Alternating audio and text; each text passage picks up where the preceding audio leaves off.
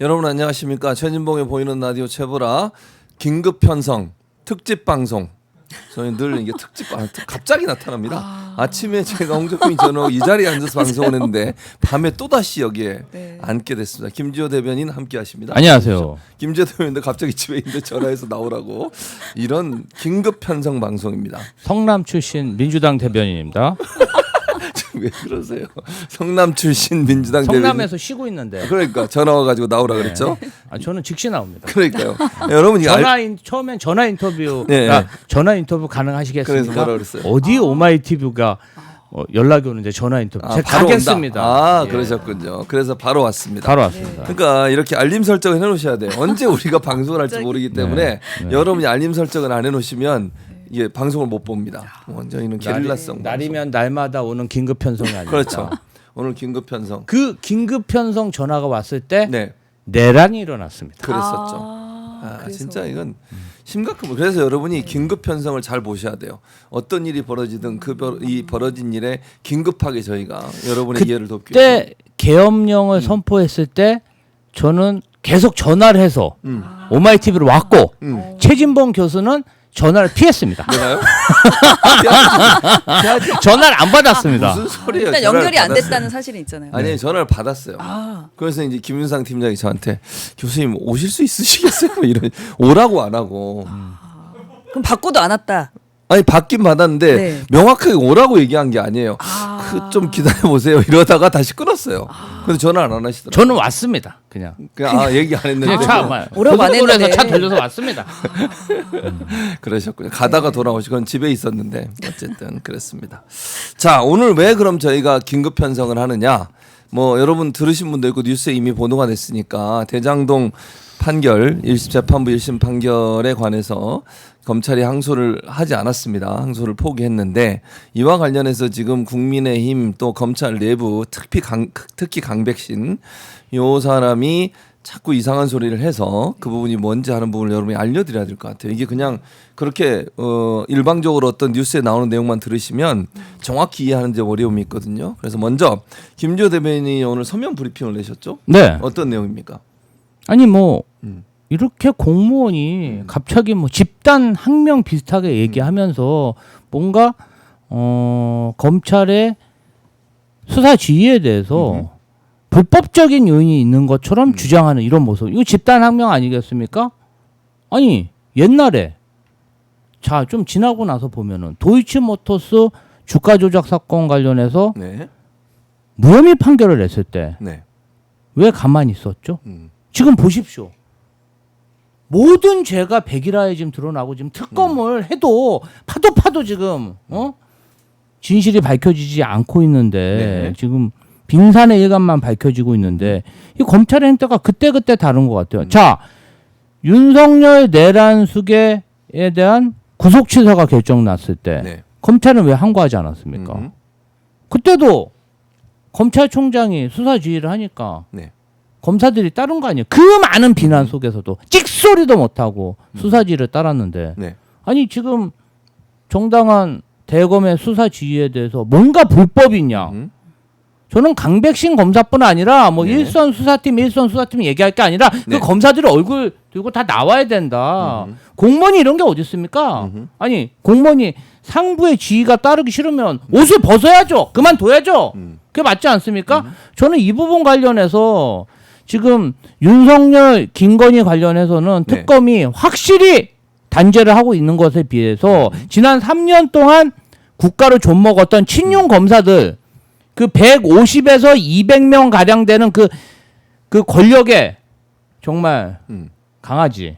뭐 심한 표현은 못 쓰겠습니다. 하여튼 정말 우리 국민의 기본권을 제한하고 사건을 조작하고 공무원으로서 있을 수 없는 행동을 한 그 검사들 인적 청산을 해야 된다. 아직 그게 안 됐다. 발본색원 해야 된다. 특검이든 삼사특검이든 대검 감찰이든 이제는 법무부 장관이 결심을 해야 된다. 가만히 놔두니까 저자들이 지금 반로를 하고 있다. 밖에서 지금 아직도 윤 어게인 세력과 손잡고 저러는 거 아니겠습니까? 네. 네.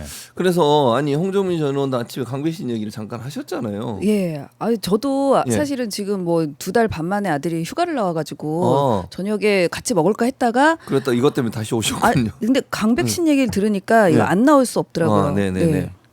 근데 강백신 예. 어떤 인물입니까? 아 그러니까 일단은 이 네. 사건을 먼저 약간 네네. 규정하고 가야 되는 게 네. 이 조작 기소 사건이고 음흠. 그런 부분에 대해서 일단은 법원이 그 부분은 판단은 했어요. 음흠. 조작 기소됐고 어쨌든 그 뭐 약간의 문제는 있었지만 그 배임으로 2명 유동규랑 정 변호사가 네. 엄청 그 구형량보다 더 높게 선고가 됐고 맞아요. 그랬죠. 나머지 그 뭐 관련된 자들도 네. 다 뭐 4년 이상의 형을 받았습니다. 음흠. 그래서 법무부 입장에서는 네. 이게 그 더 이제 항소를 해봤자 이보다 더 높게 받을 가능성이 별로 없고 어떤 거는 구형보다 높게 나왔는데 이게 항소의 실익이 있나 뭐 이런 생각이 들 수도 있어요. 네. 근데 일단 중요한 것은 네. 이런 뭐 약간의 법무부의 판단이 있을 수 있겠죠. 그리고 실제로 검찰 사무규칙에 보면 최종 결재권자가 이제 지검장이나 검사장이나 법무부예요. 그러니까 아직 최종 의사결정이 안 된 상태에서 뭐 자기는 이미 뭐 다 완성이 됐는데 니네가 부당 개입이 법적으로 성립할 수가 없습니다. 그런데 그럼 이 주장을 이게 왜 이 논란이 왜 났냐? 네. 오늘 새벽에 강백신 검사가 네. 자기가 공소유지를 담당하고 수사를 했다는 대장동 수사를 했는 네. 강백신 검사가 이프로스라는 검사들이 쓰는 뭐 게시판이 있어요. 네, 그렇죠. 거기다가 이 내용을 장황하게 쓰면서 이게 시작이 된 겁니다. 이 네. 논란이 오늘 하루 종일. 근데 이 강백신 얘기를 딱 들으니까 기억나시죠? 이 사람 누구냐면 지금 뭐 대장동 포함해서 백현동 뭐 모든 수사를 주도했고 네. 더 거슬러 가면 윤석열 그 최순실 농단 때부터 같이 있던 그 윤석열 윤석열과. 사단의 막내입니다. 근데 이 사람이 구속영장도 이재명 당시 당대표한테 청구를 해가지고 네. 그 지금 영장도 했는데 결국 기각됐잖아요. 그때도. 그리고 어떤 사람이 제가 왜 기억을 하냐면 네. 이 사람이 민주당사를 우리 네. 당사를 압수수색한다고 7시간을 의원들하고 대치를 했었어요. 2년 전에. 2년 전에. 예, 딱 뭐 요 약간 추울 때. 네. 그래서 돌아가라. 당사를 무슨 사유로 압수수색하냐. 이 민주주의 탄압이다 했더니 7시간을 딱 버티고 절대 안 돌아가고 또 이상하게 그러더라고요. 버티고. 그래서 하도 저 검사가 이상해서 그 의원들이 다 이제 검찰 출신도 있고 뭐 판사 출신도 있고 이거는 맞지 않는다. 네. 돌아가면서 한 번씩 다 얘기했는데 7시간 내내 서가지고 계속 그냥 무대응하고 말을 안 하고 이렇게 이상하게 있더라고요. 근데 네. 그 사람이 강백신이고 그 사람이 호승진 아니었나? 그때 같이 있었어요. 같이. 아. 예, 네. 같이 와서. 네, 그때 결국에 봤잖아요. 그래서 이 사람이 계속 그때도 당사 압수수색에서도 같이 와가지고 계속 뭔가를 했단 말이에요. 네. 그런데 그 자기가 지금까지 한 모든 수사와 압수수색과 그리고 뭐 이런 뭐 실제로 지금 그 김만배 말고 남욱은 허위 자백을 받아냈다, 강압 수사를 했다 이런 네. 식의 이 모든 걸 정당화하기 위해서 항소를 안 한 거가 뭐 매우 문제인 양 계속 지금 본인이 정치적으로 이걸 이용하고 있는 겁니다 지금.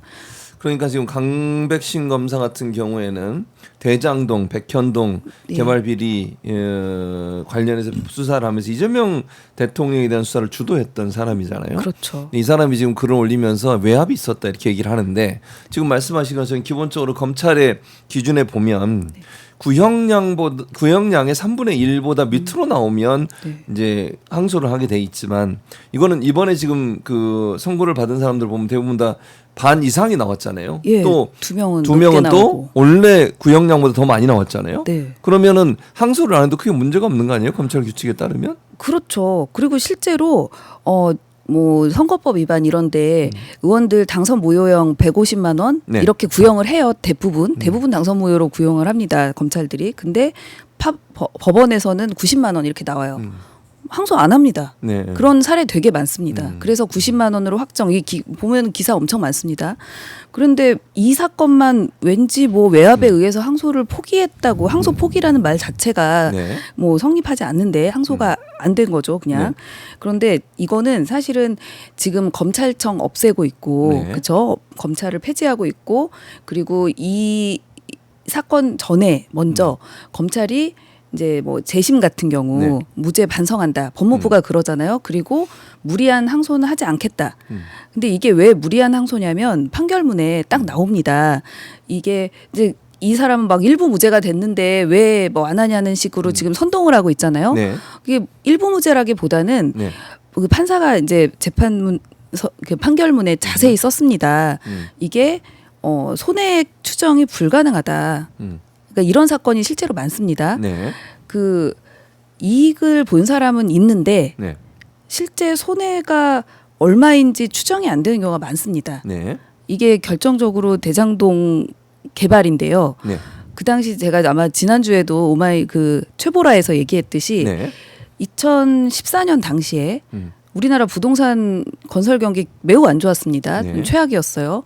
그때 이게 얼마나 잘 될 거냐, 뭐 그다음에 이게 얼마나 수익이 날 거냐 불확실하고 그 리스크를 그러면은 그 민간업자가 지는 대신에 조건이 그러면 우리 확정적으로 성남도시공사가 얼마를 갖겠다 5천억 이상을 이 정도의 그리고 추가로도 만약에 이익이 만약에 발생한다면 네.